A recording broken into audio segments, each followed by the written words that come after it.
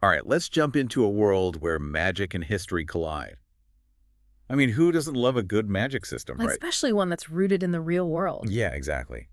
And that's what we're looking at today, the Thaumaturge, a brand new RPG that's got everyone buzzing. We've been poring over reviews, gameplay videos, and even snagged some insider info from the developers. It's a deep dive, for sure. You know it. Mm. And we're going to break down everything for you, the good, the bad, and the magically complex. So, to set the stage, we're talking 1905 Warsaw. Not your typical fantasy setting. Right. I mean, forget elves and dragons. We're talking cobblestone streets, gaslight, and a city under Russian rule. A city simmering with tension. You've got Russian soldiers on patrol, Jewish merchants trying to carve out a living, and Polish citizens caught in the middle of it all. And then you got the thaumaturges, these individuals who can, well, it's not just magic, it's like, Influence, manipulation. yeah, both of those things. They can tap into this power, this thaumaturgy, to read minds, plant suggestions, even control spirits. And not just any spirits. We're talking saluters. Pulled straight from the myths and folklore of Europe. Okay, so imagine summoning a fiery demon from Polish legend to fight alongside you. How cool is that? Each saluter brings something unique to the table. Different abilities, different personalities. Some are brute force, others are all about stealth and cunning. It's more than just picking a cool-looking companion. It affects how you play the entire game. All right, before we get too lost in the spirit world, let's back up. Who are we in this game? You step into the shoes of Wiktor Zulski, a thaumaturge who returns to Warsaw after his father's mysterious death. A classic setup, right? But I bet there's a twist. Oh, there's definitely a twist. Wiktor's investigation plunges him headfirst into a world of political intrigue, hidden agendas, and a conspiracy that involves, wait for it, Grigory Rasputin. Rasputin, the mad monk himself. Okay, you've got my attention. So let's talk about this thaumaturgy. Right. Is it all spells and incantations? Yeah. Not quite. It's more about tapping into the power of the mind. Think mental manipulation, sensing intentions, even planting ideas into people's heads. So it's like a mind game as much as it is a magical system. Exactly. And that moral complexity, that line between persuasion and manipulation, is woven into the very fabric of the game. You're constantly making choices that could have unforeseen consequences. Which brings us back to the saluters. Choosing the right one becomes a pretty big deal. It impacts everything. Combat, investigations, social interactions. Even Wiktor's own personality can be influenced by the saluter he chooses. Okay, hold on. So these saluters aren't just tools. They actually shape how you experience the game world. It's a dynamic relationship. And the team behind it, Fool's Theory, they've got this reputation for crafting these intricate worlds, and they haven't held back here. They've taken real-world locations in Warsaw, imbued them with magical energy, blurring the lines between history and fantasy. It's okay, my brain is buzzing. So how does all this translate into gameplay? Well, combat is turn-based. Think strategy, planning your moves, utilizing Wiktor's abilities, and the unique powers of your saluter. But there's got to be more to it than just fighting demons in the streets. Of course. Remember those detective elements we mentioned? They're a huge part of the gameplay. So I'm not just blasting fireballs. I'm actually using my thaumaturgical powers to, solve mysteries. Imagine interrogating a suspect and using your abilities to influence their thoughts or decipher a magical ritual to uncover hidden clues. It's all about using your powers in creative ways. So it's like a supernatural detective story with a historical twist. Sign me up. I'm all about that detective life. But what about leveling up, developing Wiktor's powers? How does that work? You've got 4 main skill trees: heart, mind, deed, and word. Each one focuses on a different aspect of Wiktor's thaumaturgical abilities. So I could make him a smooth-talking diplomat, a powerful combat mage, or anything in between. Exactly. And then there's the flaw system. Wiktor can develop personality traits like pride or stubbornness, and these aren't just for show. They actually affect his dialogue, combat effectiveness, even his relationship with his saluter. Wait, flaws. So I'm not just trying to make the perfect hero. I'm actually dealing with his weaknesses.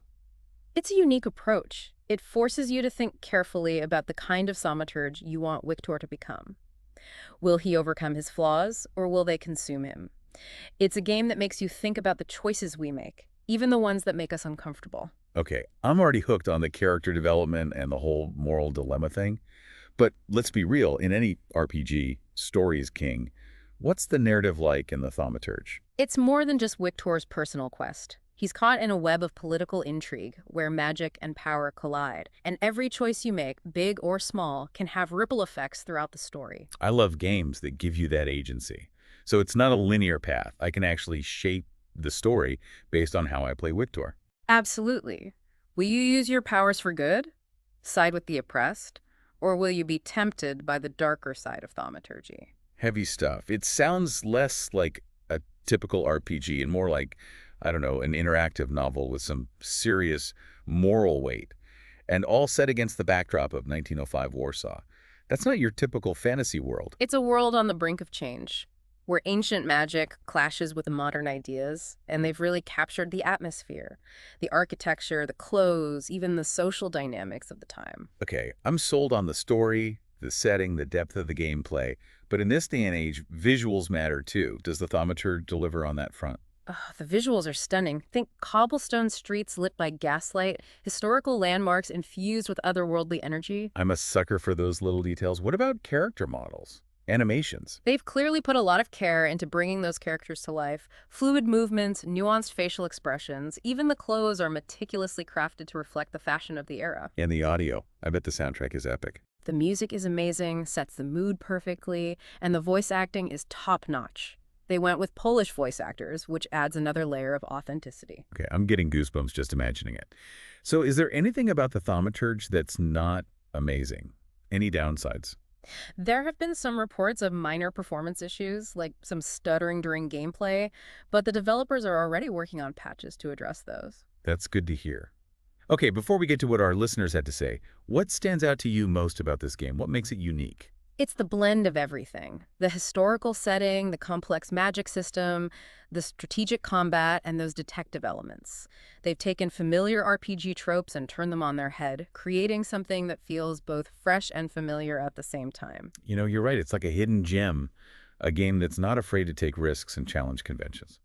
All right, let's take a quick break to absorb all this awesomeness, and when we come back, we'll hear what you, our amazing listeners, had to say about the Thaumaturge. And you guys have been blowing up the comments section. Seriously, some insightful stuff. Seems like the historical setting is really striking a chord with a lot of you. Yeah, it's not every day you get an RPG set in 1905 Warsaw, right? Yeah. I mean, I was scrolling through the reviews, and everyone's praising the depth of the world building. It's not just a backdrop either. They've woven the history of Warsaw into the gameplay itself. Like you said, it's 1905. A pivotal moment. Absolutely. The Russian Empire is trying to hold on, Polish nationalism is on the rise, and the Jewish community is facing some real hardships. It's a melting pot of cultures and ideologies all clashing in this one city. And the game doesn't shy away from any of that, does it? Nope, it tackles it head on. Victor's not just battling demons, he's navigating this complex social and political landscape. He's constantly forced to make choices that affect not just his own fate, but the fate of those around him. And that's where the saluters come in, right? I mean, they're not just magical sidekicks. They represent different factions, different ideologies. Exactly. You might have a saluter that embodies the spirit of Polish resistance, while another represents the oppressive force of the Russian Empire. Choosing which one to align with is a statement, a reflection of your own values. So it's like the saluters are extensions of Victor's moral compass, influencing his decisions and shaping his path. In a way, yeah. And the game constantly tests you, pushes you to question those values. Do you use your powers to help the downtrodden, even if it means defying authority? Or do you prioritize your own ambitions, align yourself with those in power? It's those tough choices, those gray areas that really make a game memorable. And that's what people seem to be responding to, the fact that there are no easy answers, no clear-cut right or wrong. It's all about navigating those complexities and living with the consequences. You know, one thing that keeps coming up is this flaw system. So a lot of listeners are intrigued by it, but also a little hesitant. It's not often you see a game that encourages you to lean into your character's imperfections. It's definitely a unique approach, and it's causing some great discussions. I mean, think about it. We all have flaws, right? They can be frustrating, but they also make us who we are. And in the Thaumaturge, those flaws aren't just cosmetic. They have a real impact on how Victor interacts with the world. It's almost like the game is saying, hey, even our weaknesses can be strengths if we use them strategically. Right. One listener pointed out that a prideful Victor might be more likely to inspire his allies or intimidate his enemies. It's not about trying to be the perfect hero. It's about embracing those imperfections and finding ways to use them to your advantage. It's a risk-reward system then. You're constantly weighing the pros and cons, trying to figure out how to navigate the world with the hand you've been dealt. It's about making choices, not just in terms of skills and abilities, but in terms of personality and morality. What kind of thaumaturge will Victor become? And how will his flaws shape his journey? It's that character development that really draws you in, right? Yeah. It's not just about the action or the story. It's about connecting with Victor as a character, flaws and all. Speaking of story, you mentioned earlier that the game has some detective elements woven into it. Can we talk about that? Yeah, let's get into it. It's a really cool blend of genres. Imagine you're investigating a crime scene, but instead of just looking for clues, you can use your thaumaturgy to actually influence the people involved. Okay, that sounds awesome. Like what? Yeah, I can read their minds, plant false memories. Maybe not that extreme, but you can subtly influence their thoughts, make them more receptive to your questions, or even reveal hidden memories. It's like having a magical truth serum at your disposal. But I bet there are ethical implications. So, Yeah. I mean, how far is too far when it comes to using your powers to get information? The game doesn't shy away from those questions. You're constantly facing moral dilemmas. Do you manipulate people to get what you want, or do you use your powers responsibly? It's all part of the challenge. It's not just about finding the clues. It's about how you find them, right? The methods you're willing to use, the lines you're willing to cross. Exactly. And those choices, they have little effects. They shape not just the outcome of the investigation, but also Victor's character. So it's like a butterfly effect, right? Yeah. One small decision can lead to unforeseen consequences down the line. And don't forget about the saluters. They play a role in the investigations too. Some are better at uncovering hidden clues, while others might be more skilled at persuasion or intimidation. Choosing the right saluter for the job can make all the difference. It's like you've got this whole team of supernatural detectives at your disposal, each with their own unique skills and perspectives. I'm already picturing myself interrogating a suspect with my trusty saluter by my side, ready to delve into their deepest, darkest secrets. And the way they interact with each other, with Victor, with the world around them, it all adds another layer to the story. You're not just solving a mystery, you're unraveling a complex web of relationships and motivations. One thing that keeps coming up in the listener feedback is this sense of immersion. People are saying they feel like they're actually in 1905 Warsaw, walking those streets, breathing the air, feeling the tension. And I gotta say, I'm getting that vibe too. It's a testament to the developers' commitment to detail. They've recreated the architecture, the fashion, the music, even the social etiquette of the time. And it's not just the big stuff, right? It's those little details, the things you might not even notice consciously, that really make a world feel believable. Like the way people greet each other on the street or the types of food they're selling in the market. They've even woven real-world events into the narrative. The growing tensions between Russia and Poland, the struggles of the Jewish community, even figures like Rasputin. It's that attention to detail that sets the Thaumaturge apart. It's not just a fantasy world. It's a world grounded in history, a world that feels both familiar and strange, both beautiful and dangerous. It's a world that draws you in and makes you want to stay. And it's a world that you get to shape, to leave your mark on through the choices you make as Viktor Solsky. Well, it sounds like our listeners are already doing that, and they're loving every minute of it. So let's hear from them directly, shall we? What kind of thaumaturges are you becoming in the world of the Thaumaturge? It's amazing to see how many of you are embracing the whole choices matter aspect of the thaumaturge. It's not just about picking A or B, it's about making decisions that feel real, that have weight, and that shape Victor's journey in a meaningful way. Yeah, and it sounds like a lot of you are really wrestling with those choices, especially when it comes to the flaw system. Some are embracing those imperfections, while others are finding them a bit more challenging to deal with. Well, I think it makes you think, doesn't it? I mean, in real life, we don't always get to choose our flaws, right? Right. But we do get to choose how we deal with them, how we let them shape us. And the Thaumaturge kind of forces you to confront that. It's not about creating this perfect, flawless hero. It's about embracing those rough edges and figuring out how they fit into the bigger picture. One listener even pointed out that Victor's pride could actually be an asset in certain situations, like might make him more persuasive or more determined to succeed. It's like the game is saying, hey, there's no such thing as a purely good or bad trait.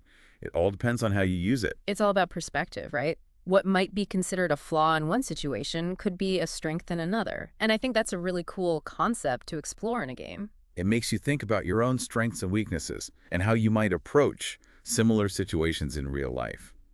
Okay, I have to ask, because everyone's been talking about it. Hmm. What are your favorite saluters? Oh, man. That's a tough one. There are so many cool ones to choose from. It seems like people are really connecting with these spirits on a personal level, which is awesome to see. Some are all about the combat synergy, figuring out which saluter's abilities best complement Victor's skills. But others are taking a more role-playing approach, choosing a saluter whose personality or backstory resonates with them. And I love that because the saluters aren't just tools or weapons. They're characters in their own right with their own motivations and desires. It adds a whole other layer to the gameplay. One listener said they felt like their saluter was almost whispering temptations in Victor's ear, trying to nudge him towards a darker path. It's like the line between who's controlling who starts to get really blurry. It makes you think, doesn't it, about the nature of power and the influence we have over each other? It's not just about mastering your own abilities. It's about understanding and navigating this complex bond with a powerful supernatural entity. And that's what sets the Thaumaturge apart. It's not just a game about casting spells and fighting monsters. It's a game about relationships, choices, and the consequences of those choices. Speaking of consequences, let's talk about the setting. 1905 Warsaw is not your typical fantasy world, but everyone seems to be loving it. What is it about that time and place that's captivating people? I think it's the authenticity, the attention to detail. The developers have really done their homework, and it shows. They've created this world that feels real, lived in, and full of history. You can practically smell the coal smoke and hear the clatter of horse-drawn carriages on the cobblestones. It's immersive, for sure. And it's not just the visuals, it's the way they've woven the history of Warsaw into the narrative. The social dynamics, the political tensions, the struggles of the Jewish community. It's all there. It's like the setting itself becomes a character, shaping the story and influencing the choices you make as a player. Exactly. And that's what makes the Thaumaturge so special. It's a game that transports you to another time and place, challenges you to think differently, and ultimately leaves you with more questions than answers. And isn't that what a great game should do? Make you think, make you feel, and leave you wanting more. So there you have it, folks. The Thaumaturge. A game that blends history, magic, detective work, and meaningful choices into an unforgettable experience. It's a game that challenges conventions, pushes boundaries, and asks some really tough questions. And based on what we've heard from you guys, it's a journey worth taking. So grab your saluters, dive into the mysteries of 1905 Warsaw, and let us know what you discover. Thanks for joining us on this deep dive, and we'll see you next time.